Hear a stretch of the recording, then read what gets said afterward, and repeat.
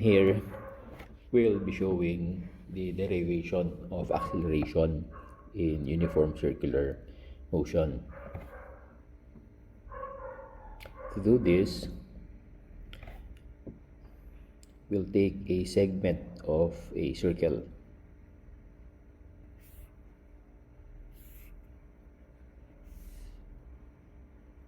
From which, at this point, we have velocity 1, and at this point we have velocity 2.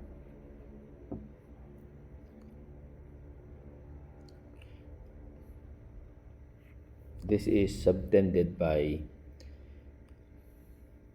an angle delta theta. We say the radius as r,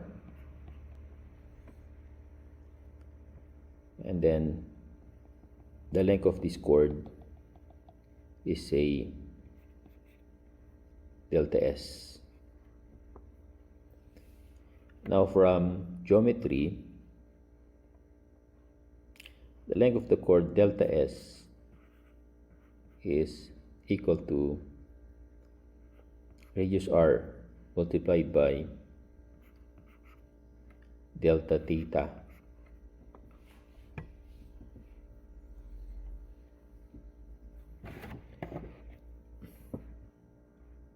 Now, dividing the terms by delta t,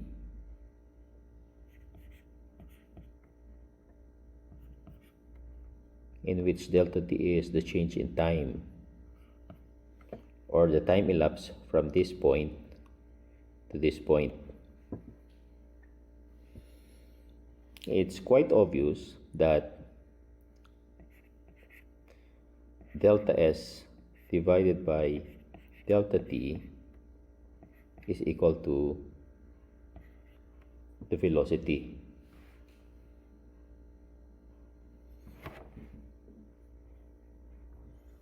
Okay, so we rewrite the earlier equation as v equal to r delta theta divided by delta t.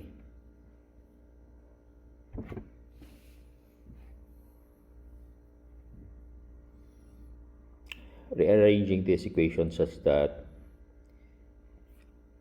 this is on the left side of the equation, we have delta theta divided by delta t equals the velocity v divided by r.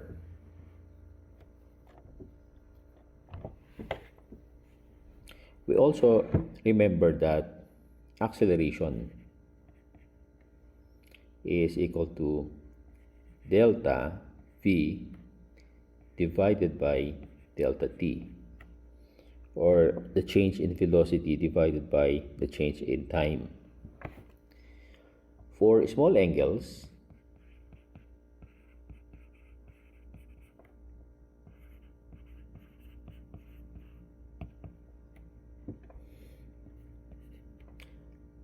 delta v is equal to v multiplied by delta theta.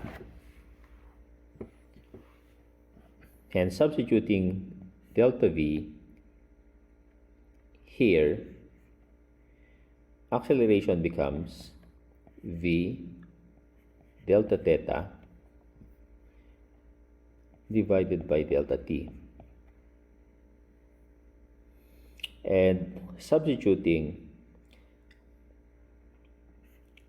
delta theta divided by delta t here,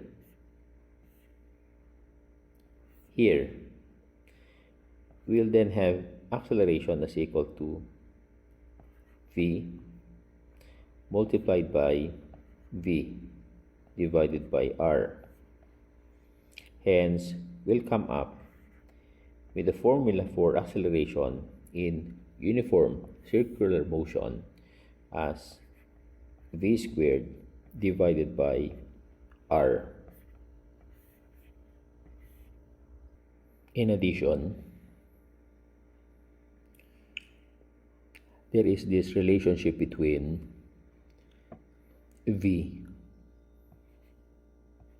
and the angular velocity omega. So v in here is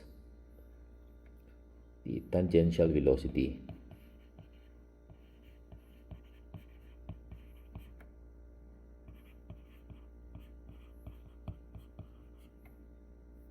as we see in the figure.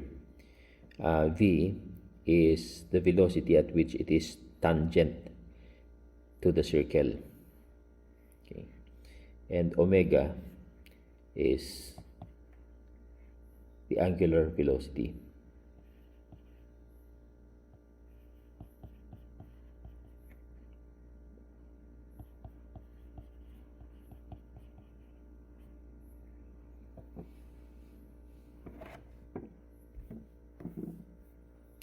The usual unit of angular velocity is in radians per seconds, whereas for tangential velocity is meter per seconds. Of course, r is the radius. Okay.